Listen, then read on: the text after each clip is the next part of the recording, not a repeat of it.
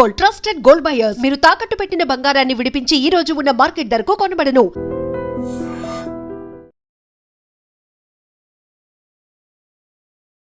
నమస్కారం, welcome to I dream. ధర్మ మార్గం విత్ విజిత కార్యక్రమానికి స్వాగతం.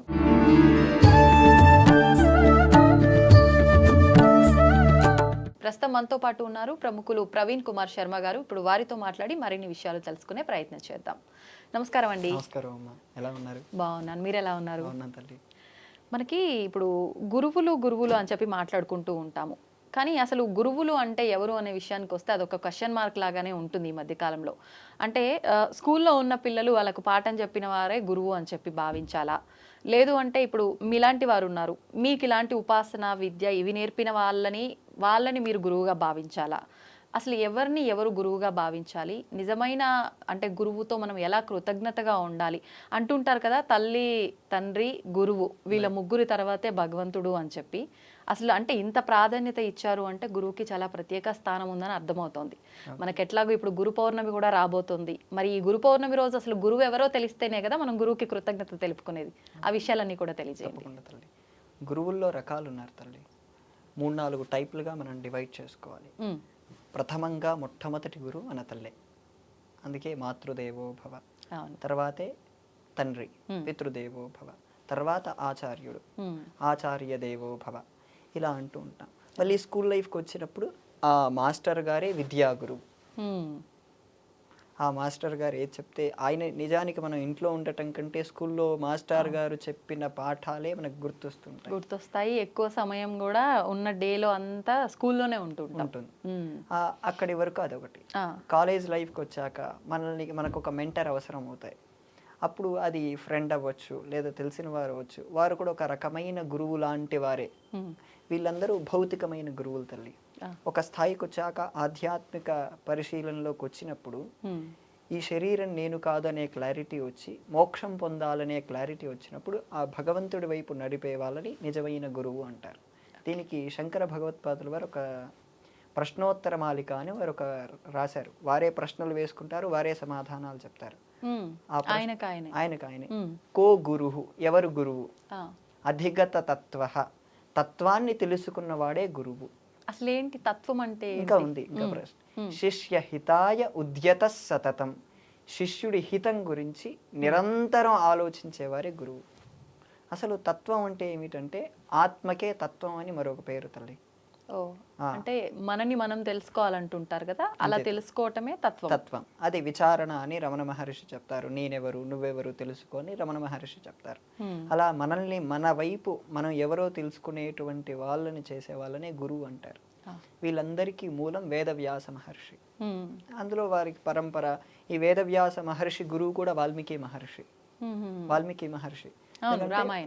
ఇన్స్పిరేషన్ రామాయణం రాసిన తర్వాతే కదా ఇవన్నీ వచ్చాయి.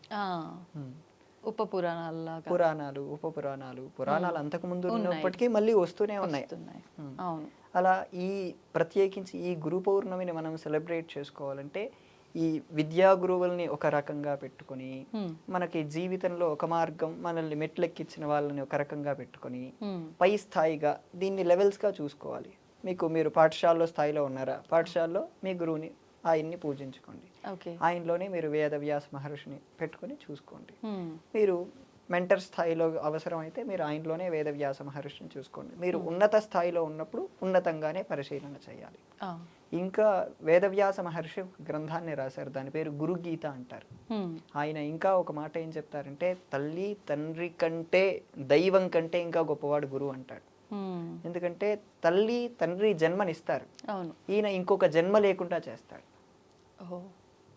దైవమైనా మీకు కొంచెం ప్రార్థిస్తే లేదా చాలా తపస్సు చేస్తే అవకాశం వస్తుంది, కానీ గురువు క్షణం మీ పైన ఆయన అనుగ్రహం కరుణిస్తే అది మీకు మోక్షమే వస్తుంది, మీకు ఎప్పటికీ ఇంకా మరుజన్మ లేకుండా చేస్తారని చెప్పి ఆ వేదవ్యాస మహర్షే చెప్తారు. అంటే మనకు ఒక జ్ఞానాన్ని అందిస్తారు కాబట్టి మనం వెళ్ళాల్సిన మార్గం ఏంటో కరెక్ట్ గా గైడ్ చేస్తారు తీసుకెళ్తారు కాబట్టి కాబట్టి ఇంకా అంతా బానే ఉంటుంది అలా మనం గనక వెళ్ళి ఉంటే అన్న ఉద్దేశంతో అలా చెప్తారు ఇలా తల్లి. చెప్పు ఉంటారేమో అవును కదా. తల్లి, అవును తల్లి.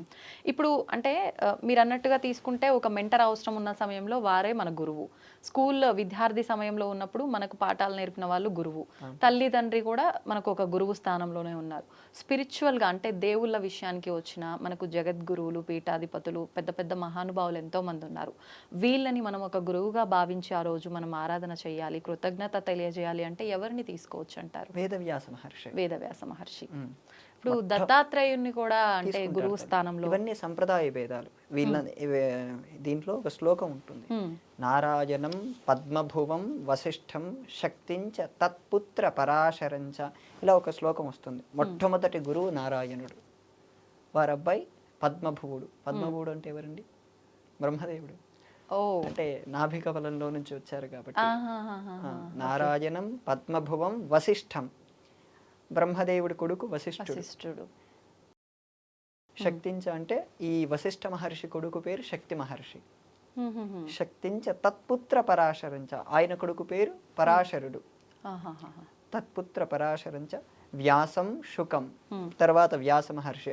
ఆ పరాశర మహర్షి అబ్బాయి వ్యాస మహర్షి. హుహుహు. ఆ వ్యాస మహర్షి కొడుకే శుక మహర్షి. శుక మహర్షి. ఇదంతా ప్రతి ఒక్క సంప్రదాయంలో తేడా లేకుండా ప్రతి ఒక్కరూ ఈ పద్ధతినే ఫాలో అవుతారు. హ్మ్. ఇక్కడి వరకు ఎవరు మార్చుకోరు వాళ్ళ లీనేజ్ని.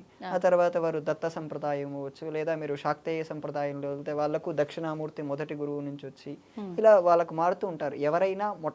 ఎవరికైనా మొట్టమొదటి గురువు పరమాత్మే తల్లి. అంటే ఈ పరంపర స్టార్ట్ అవడానికి మూలం పరమాత్మయే. ఇందులోనే మరొక శ్లోకం ఉంది, సదాశివ సమారంభం శంకరాచార్య మధ్యమామని. సదాశివుడి దగ్గర నుంచి మొదలుపెట్టి శంకరాచార్యుల వరకు వస్తారు.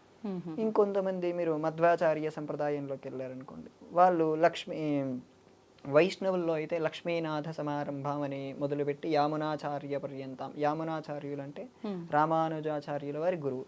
ఇలా వాళ్ళు చెప్పుకుంటూ వస్తారు. మధ్వాచార్యులకు వెళ్తే ఆనంద తీర్థులు, వారికి పురుషోత్తమ తీర్థులు అని ఇలా వాళ్ళ పేర్లు వాళ్ళ పరంపరని బట్టి చెప్పుకుంటూ ఉంటారు. అంటే ఋషి పరంపర, మహర్షి పరంపర నుంచి వచ్చిన వీళ్ళందరినీ కూడా మనం గురువులుగా భావించవచ్చు. తప్పకుండా. ఇప్పుడు ఒక గోత్రం ఉందనుకోండి, ఆ గోత్రానికి మూలమైన ఒక గోత్రం ఉంటుంది. ఇప్పుడు ఒక గోత్రం ఉదాహరణకు కాశ్యపస అనే గోత్రం ఉందనుకోండి, ఆ ఋషి పేరే కాశ్యపుడు. ఆ కాశ్యపుడిని ఆరాధించినా అది అందరికీ చెందుతుంది. ఓ, అంటే ఇంకా పర్టికులర్ గా ఒక్కొక్కరిని ఆరాధించాల్సిన అవసరం లేదు. మూలం ఎక్కడో వాళ్ళని పట్టుకుని ఆరాధిస్తే సరిపోతుంది. మనకు చాతుర్మాస్యం అనే విధానం ఉంది. ఆ రోజు నుంచే ప్రారంభం అవుతుంది, గురు పౌర్ణమి నుంచి. Okay okay. సాధారణంగా ఇప్పుడు 2 నెలలు చేస్తున్నారు. 2 నెలలు చేయటం కూడా ప్రమాణంగా కనపడుతుంది. కానీ 4 నెలలు కదా చాతుర్మాసం అంటే. 4 నెలలు చాతుర్మాస్యం. ఇప్పుడు అది మనం కూడా 4 నెలలు ఒక చోట ఉండటం సాధ్యమేనా ఇప్పటి పరిస్థితుల్లో? ఇప్పుడు సన్యాసులే ఎక్కువగా చేస్తున్నారు. మీరు ఎక్కడ చూసినా చాతుర్మాస్యం అంటే సన్యాసులు చేస్తున్నారనేదే వినపడుతుంది, సామాన్యులు చేస్తున్నారనేది వినపడదు. కానీ చాతుర్మాస్యం అందరూ చేసుకోవచ్చు, ఇర్రెస్పెక్టివ్ ఆఫ్ సన్యాసిస్ ఎవరైనా చేసుకోవచ్చు. ఓకే. ఇప్పుడు ఈ గురు పౌర్ణమి విషయానికి వస్తే మనం ఎవరెవరినైతే గురువుగా భావించాలి, ఎవరికి మనం కృతజ్ఞత తెలుపుకోవాలి, ఆరాధించాలో వివరించారు. అసలు ఏంటి కృతజ్ఞత, ఎలా తెలుపుకోవాలి, వాళ్ళని ఎలా ఆరాధించాలి? వాళ్ళు చెప్పిన మార్గం ఏమిటి, అది మనం ఖచ్చితంగా ఉన్నామా? ఉదాహరణకు నేను మొన్న కొద్ది కాలం కిందటి వరకు ఒక అబ్బాయికి శంకరాచార్యులు నేర్పించిన ఒక ప్రకరణ గ్రంథాల్లో ఒక అబ్బాయికి నేర్పించాను. ఆ అబ్బాయి నాకు దక్షిణ ఇవ్వబోయాడు. దక్షిణ ఏమొద్దు, నేను చెప్పింది మీరు పాటిస్తారంటే అదే నాకు శాశ్వత దక్షిణ అని నేను అడిగాను. ఒకటే మాట, ఎటువంటి పరిస్థితి వచ్చినా అబద్ధం చెప్పొద్దు, అదే నువ్వు నాకు ఇచ్చే దక్షిణ అన్నాను. అది అతడు పాటిస్తే అతడు గురు పౌర్ణమి మరిచిపోయినా నాకే ఇబ్బంది లేదు. అదే అతడు నిరంతరం ఆ మాటనే, నేను చెప్పిన దాన్ని అబద్ధం ఎప్పుడూ చెప్పొద్దు, ఎటువంటి పరిస్థితి అయినా సరే అన్నదాన్ని గుర్తుపెట్టుకొని పాటిస్తూ ఉంటే అదే అతడు పాటించేటువంటి, అదే అతడు గురువుకి ఇచ్చేటువంటి అతిపెద్ద దక్షిణ. ఎందుకంటే మీరు ఒక శిష్యుణ్ణి చూశారనుకోండి, గురువు క్వాలిటీస్ అర్థమైపోవాలి. ఎందుకంటే ఆ శిష్యుడిలో ఉండేటువంటి వినయం, ఆలోచన, వ్యవస్థ అంతా అది గురువు నుంచే వచ్చి ఉండాలి. అలా వచ్చినప్పుడు అది ఇతడు కరెక్ట్గా ఉంటే ఆటోమేటిక్గా ఆయనకు పేరు వస్తుంది కదా. ఈయన ప్రత్యేకించి కాళ్ళు కడిగి ఆ నీళ్లు చల్లుకోవటం కంటే ఇది ఎక్కువ పేరే కదమ్మా. అంతే.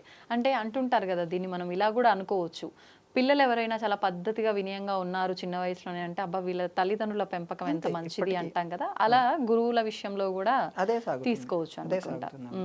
నేను ఇప్పటిగా అబ్బాయి మొన్న 3 రోజుల కిందట ఫోన్ చేస్తే ఇంకా మీరు చెప్పింది పాటిస్తున్నానండి, నేను ఇప్పటి వరకు ఒక్క అబద్ధం కూడా ఆడలేదండి అని అబ్బాయి చెప్పాడు నాకు.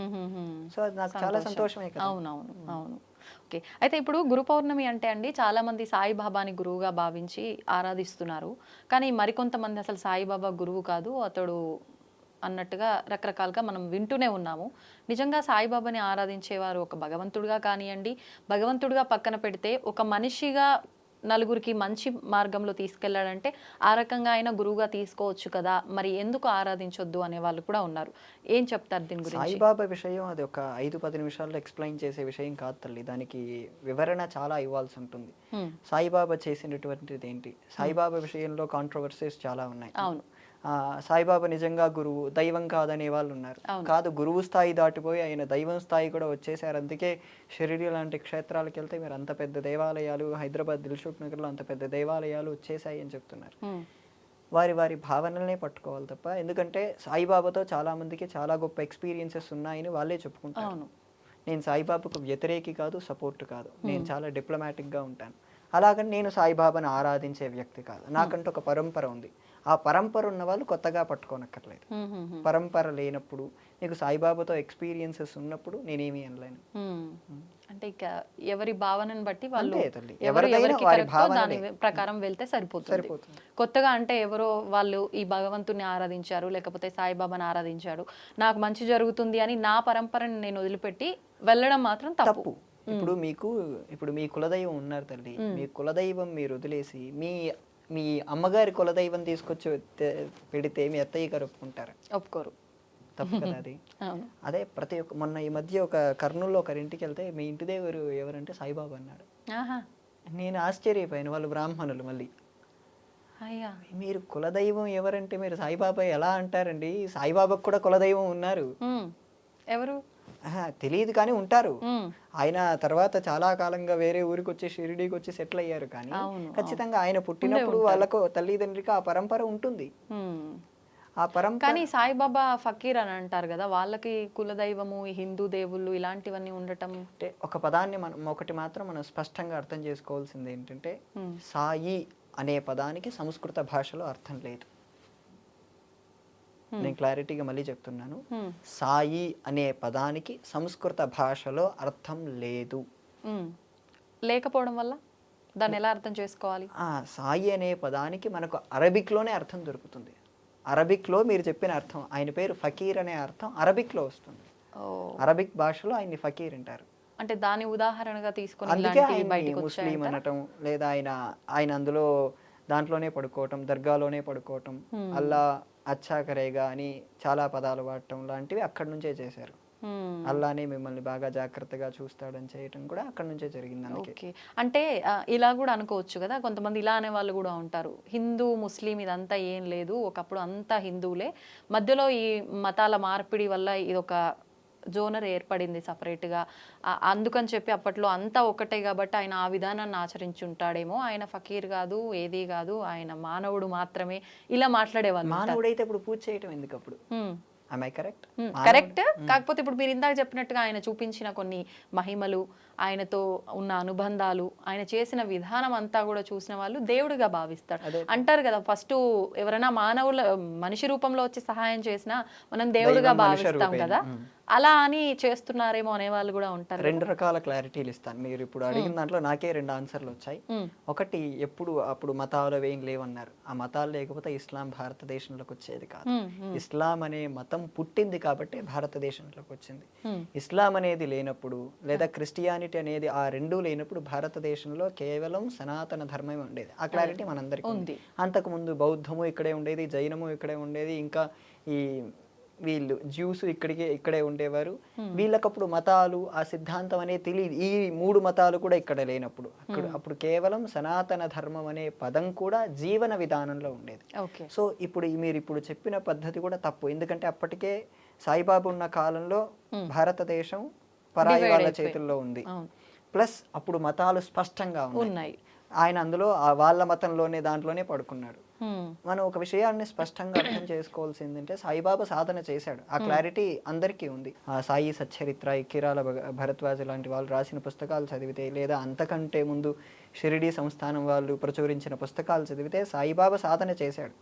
కానీ ఆయన పరంగా మనకు వారి భావనలు, వారి భక్తులు ఎలా భావన చేస్తారో అనే దాన్ని అంటే వారు తిరిగిన విధానము, మాట్లాడిన విధానం అంతా కూడా ఒక ఫకీర్ లాగా మనకు అర్థమవుతుంది. మరి కొంతమంది బ్రాహ్మణుడు అని కూడా అంటారు కదా, మరి ఇది దేన్ని ఉద్దేశించి అని ఉంటారంటారు? అది నేను ఒక చోట విన్నాను. ఆ వాళ్ళ ఊరు, ఆయన వెళ్ళిన ఊరు, కొంతమంది అలా రీసెర్చ్ చేసి చెప్పారు, కానీ దానికి సరైన అథెంటిసిటీ లేదు. బ్రాహ్మణుడు అనే పదానికి ఏంటంటే జన్మతః కాదు, జన్మతః అయినప్పటికీ దాన్ని పాటించాలి. దాన్ని పాటించకపోతే ఏమవుతారు? అంతే ఇబ్బందులు పడాల్సి. ఇబ్బంది కాదు, దాన్ని బ్రహ్మబంధు అంటారు వాళ్ళని శాస్త్రంలో. అంటే ఉదాహరణకు ఒక బ్రాహ్మణ కుటుంబంలో పుట్టిన వాళ్ళు 3 తరాలు వాళ్ళ ఆచారాన్ని పాటించకపోతే వాళ్ళు బ్రాహ్మణులుగా పిలువబడరు. ఉదాహరణకు ఒక వ్యక్తి ఉన్నాడు, ఆ వ్యక్తి కంటే 3 తరాల వాళ్ళు, వాళ్ళ తాత, వాళ్ళ నాన్న, అతను ఆ బ్రాహ్మణ సంబంధితమైన ఆచారాలు ఏవి పాటించలేదనుకోండి, వాళ్ళకు పుట్టబోయే బిడ్డలు ఎవరు బ్రాహ్మణులు కాదు, డైరెక్ట్గా శూద్రులే అవుతారు. ఎందుకంటే వాళ్ళకి ఆచార పరంపర పోగొట్టుకున్నారు. వాళ్ళకు సంధ్యావందనం అని, గాయత్రి జపమని, అగ్ని కార్యం అని, ఇలా రకరకాలుగా ఉంటాయి ప్రతిరోజు చేయవలసినవి. ఈ రోజు నేను మీ దగ్గరికి వచ్చేసరికి నా 2 కాలాలు సంధ్యావందనం అయిపోయింది, ఇంకొక కాలం నేను వెళ్ళే సాయంత్రం చేయాలి. ఇలాంటివన్నీ రోజు చేయాలి. నిత్య కాలార్చన, నిత్య పూజ అనేది ఖచ్చితంగా చేయాలి. అవన్నీ చేయకపోతే వారికి ఖచ్చితంగా ఆ పద్ధతి నుంచి బయదొలిగి వాళ్ళు బ్రహ్మబంధు. కానీ బ్రహ్మబంధు అంటే వారు పూర్వం బ్రాహ్మణులు, ఇప్పుడు బ్రాహ్మణులకు బంధువుగా మిగిలారు అవుతారు. సో సాయిబాబా అనేటువంటి వ్యవస్థ వేరు, అది మాట్లాడాలనుకున్నా అది, ఎందుకంటే దాంట్లో సగం మంది పాజిటివ్గా ఉన్నారు, సగం మంది నెగిటివ్గా ఉన్నారు. నేను మొన్న ఒక కళ్యాణ మండపంలో ప్రవచనం చెప్పడానికి వెళ్ళాను తెనాల్లో. సాయిబాబా ఆలయం కడదామని చెప్పి అందులో ఉండే ఒక ఫ్రెండ్ సడన్గా అన్నాడు, వాళ్ళందరూ వయస్సులు అనగానే ఒక ఆయన ఉండి దానికి కావాల్సిన గ్రానైట్ మొత్తం నేను ఇప్పిస్తాను, ఇంకొక ఆయన ఉండి దానికి కావాల్సిన ఇసుక, సిమెంటు, కంకర అన్నీ నేను ఇప్పిస్తాను, ఒక ఆయన ఉండి ఆ విగ్రహం మొత్తం నేను తెప్పిస్తాను. మొత్తం 10-15 మంది అరగంటలో కావలసిన సామాన్లన్నీ వస్తాయని చెప్పి వాగ్దానం చేశారు. 6 నెలల్లో గుడి కడతామని కూడా ఒప్పుకున్నారు. అంటే వ్యవస్థ అంత పెద్దగా ఉంది అక్కడ. నాకు తెలిసిన ఒక ఆయన గుడి కట్టడానికి 4 ఏళ్ల నుంచి ఇంకా పోరాడుతూనే ఉన్నారు శివాలయం కట్టడానికి. స్టిల్ ఆయన దగ్గర ఫండ్స్ తక్కువగానే ఉన్నాయి.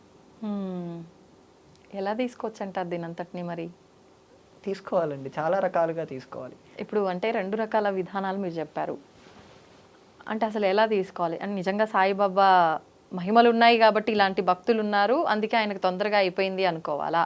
లేకపోతే అసలు మంచిని తొందరగా గ్రహించలేరు కాబట్టి శివాలయానికి ఆయనకు ఫండ్స్ రావట్లేవు అనుకోవాలా? ఎలా తీసుకోవచ్చు అంటారు? దీన్ని 3-4 రకాలుగా తీసుకోవాలి, 2 రకాలనే కాదు. నిజంగా సాయిబాబా సాధన చేశాడు తల్లి. సాధన చేయకపోతే ఇంతమందిని అట్రాక్ట్ చేయకపోవటం అనేది కాదు. ఎందుకంటే కొన్ని కోట్ల మంది, ఈవెన్ చాలా మంది నాకు తెలిసిన బిలీనియర్స్ కూడా సాయిబాబాని పూజిస్తారు. ఎందుకంటే వాళ్ళు చెప్తున్నారు మాకు సాయిబాబా వల్ల మహిమలు కలిగాయని అని చెప్తున్నారు. నేను వాటిని తప్పు పట్టలేను, ఎందుకంటే 90% తప్పు అయి ఉండొచ్చు, కానీ 1% అయినా కరెక్ట్ అయి ఉండొచ్చు కదా. ఆ 1% పట్టుకొని మనం ముందుకెళ్తూ ఉండాలి. ఇంకా ఈ శివాలయానికి ఫండ్స్ రాకపోవటం అంటే ఈ భక్తులు అంత తొందరగా సాయిబాబాకు అట్రాక్ట్ అయినంతగా దీనికి అట్రాక్ట్ అవ్వట్లేదు.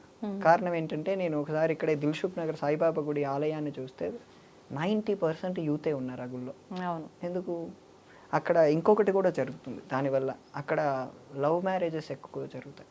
అవునా? అక్కడ ఈ ప్రత్యేకించి యువతే వస్తారంటే, ఉదాహరణకు ఒక 70% మంది అమ్మాయిలు వచ్చారనుకోండి, ఖచ్చితంగా 80% మంది అబ్బాయిలు ఉంటారు కదా వాళ్ళని చూడటానికి. సో ఆ కారణాలు అక్కడ బాగా ఎక్కువగా జరుగుతున్నాయి నేను చూసిన దాని పరంగా. అంటే భక్తి లేదు, భక్తి లేదు అక్కడ. ఇలాంటి వాటి వల్ల కూడా అట్రాక్ట్ అవ్వడం, సైడ్ అట్రాక్షన్ అక్కడ ఎక్కువగా జరుగుతుంది. ప్లస్ పేరు చాలా ఫేమస్ అయింది, 2 అక్షరాలు. ఓకే, 2 అక్షరాలు. అందులో సాయిబాబాకి ఏంటంటే, నేను ఒక ఆవిడని అడిగాను, ఆవిడ 7 గురువారాల వ్రతం అని చెప్పి చేసుకుంటుంది సాయిబాబాకి. సాయిబాబా ఏం చెప్పలేదు, కానీ వీళ్ళు పెట్టుకున్నారు ఇవన్నీ. ఎందుకు చేసుకుంటారంటే నేను 7 గురువారాల వ్రతం చేస్తుంటే నాకు బాగా కలిసి వచ్చిందండి, అందుకు నేను చేస్తుంటాను. అందులో నేను వేరే వరలక్ష్మి వ్రతం లేదా మిగతా వ్రతాలు చేసుకోవాలంటే నాకు నియమాలు బాగా ఎక్కువ, కానీ సాయిబాబా అనుకోండి నియమం ఏమి ఉండదు, ముట్టుకోవచ్చు అనే క్లారిటీతో చేస్తున్నారు. అందులో ఒక చాలా పెద్ద తప్పు సాయిబాబా గుళ్ళలో చేస్తున్నారు. ఏంటండి? సాయిబాబా ఇలా కాలు పైన కాలు వేసుకొని కూర్చుంటాడు కదా, అవును. ఆయన పైన తలపై నుంచి పాలు పోస్తే ఈయన కాళ్ళ ద్వారా ఆ పాదాల కింద శివలింగం పెట్టుంటారు. అన్ని గుళ్ళల్లో కాదు, చాలా తక్కువ గుళ్ళలో, బట్ నేను చూశాను అది. Okay okay. అక్కడ ఆయన పాదాల కింద శివలింగం ఉంటుంది. ఈ పాదాల ద్వారా వచ్చే పాలు శివలింగం మీద పడాలన్న ఉద్దేశంలో కొంతమంది ఏర్పాటు చేశారు. దీన్ని ఏమనాలి? కొంతమంది స్పష్టంగా సాయిబాబా వెనుక అల్లా అచ్చా కరేగా అని రాశారు. ఏమనాలి? మొన్న కొద్ది కాలం కిందట అయోధ్య రామ మందిరం కడుతుంటే ప్రతి దేవాలయం వారికి తోచినంతగా డబ్బులు ఇస్తే అత్యంత సంపన్నమైన ఈ షిరిడీ సంస్థానం ₹1 కూడా డొనేషన్ ఇవ్వలేదు. ఏమనాలి? హిందువుల ద్వారా బ్రతుకుతున్న వీళ్ళు హిందువుల్ని మోసం చేయడానికి తీసుకెళ్తున్నారు. అంటే ఒక రకంగా సెక్యులర్గా తీసుకెళ్తున్నావనే భావనలో మనల్ని ముస్లింలుగా మారుస్తున్నారు సాయిబాబా విషయంలో ప్రత్యేకించి. ఓకే. సో వాళ్ళకి ఇండైరెక్ట్గా ఆ గ్రంథాల్లో సాయిబాబా కొన్ని చోట అల్లా అచ్చా కరేగా పదాలు స్పష్టంగా మాట్లాడినట్టు సాయి సచ్చరిత్రలోనే ఉన్నాయి. కానీ వాళ్ళు దాన్ని ఇంకా బాగా ఎంపసైజ్ చేసి మనల్ని వేరే రకంగా ప్రభావితం చేస్తున్నారు. ఏలూరులో ఒక కుటుంబంలో సత్సంగం జరుగుతుంది, హైదరాబాద్లో జరుగుతుంటాయి, పాటలు పాడుతూ ఉంటారు. ఆ కుటుంబం వాళ్ళు ఇంట్లో అల్లా గురించి పాటలు పాడుతున్నారమ్మా. అల్లాకు సాయిబాబాకు లింక్ చేసి పాటలు పాడుతున్నారు. అంటే వాళ్ళకు తెలియట్లేదు, వాళ్ళు భక్తిలో లేదా ఒక ఇల్యూషన్లో ఉన్నారు.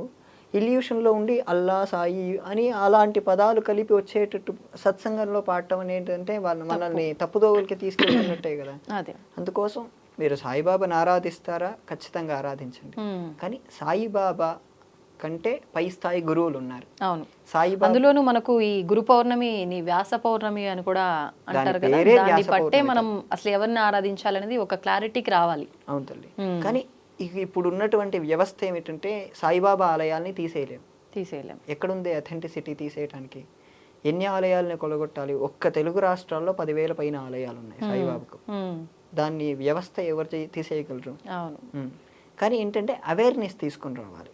నీకు ఆ మతానికి దీనికి సంబంధం లేదు, నువ్వు ఆరాధించాలా, నువ్వు సాయిబాబాను పట్టుకుంటావో పట్టుకో, అది ఎవరికి సంబంధం లేదు. కానీ సాయిబాబా హిస్టరీ ఇది, సాయిబాబా ఇలా చేశాడు, ఆయన మహత్యాలు ఇవి, అవి నువ్వు వివరంగా చెప్పాలి. వివరంగా చెప్పినప్పుడు అది వాళ్ళు ఎలా తీసుకుంటారు అనే దాన్ని బట్టే వాళ్ళు చూడాలి తల్లి. అందులో ప్రత్యేకించి ఈ సాయిబాబా పౌర్ణమి అయిపోయింది, గురు పౌర్ణమి. అవును అవును. వాళ్ళు ఆ రోజు జనాల్ని అట్రాక్ట్ చేయడం కోసం అన్నదానాలు వంటివి చేయటం. ఒక్కొక్క గుడి దగ్గర సాధారణంగా 200 మంది అన్నదానం తీసుకుంటారు. అన్నప్రసాదం స్వీకరించిన అది ఎంత లేదన్నా మొత్తం 10,000 గుళ్ళలో 2 లక్షల మంది పైనే తింటున్నట్టు కదమ్మా. సో వ్యవస్థని ప్రస్తుత పరిస్థితుల రీత్యా తీసేయలేము సాయిబాబా వ్యవస్థని, కానీ అవగాహన మాత్రం తీసుకుని రాగలరు. వాస్తవం ఇది మాత్రం. అంతేలేండి. అంటే ప్రతి ఒక్కరూ ఎవరేం చేస్తున్నారు అనే ఒక ఎరుకతో ఉండి జాగ్రత్త పడితే మాత్రం మీరు అన్నట్టుగా అవేర్నెస్ వస్తుంది. ఒకరి ద్వారా ఒకరికి, ఒకరి ద్వారా ఒకరికి అసలు ఎవరు ఏంటి అనే వాస్తవం తెలుస్తుంది. కాబట్టి దాని నుంచి ఎవరు ఏం చేయాలనేది వాళ్ళకే తెలుస్తుంది, అర్థమైపోతుంది. థ్యాంక్ యూ అండి, చాలా చక్కటి వివరణ ఇచ్చారు. నమస్తే. తవ్వుతూనే శివలింగం సరే దాన్ని అట్లా కప్పేసేయండి, చూపించదండి. మూర్తి పూజ కాదు, సాక్షాత్ బ్రజేంద్ర నందన భగవాన్ ఉన్నారు మూర్తిలో. ఏమీ ఆశించకుండా ఆరాధించే వాళ్ళు కూడా ఉన్నారా ప్రభుజీ? నిజమైన భక్తి అంటే మనకు తెలియదు కాబట్టి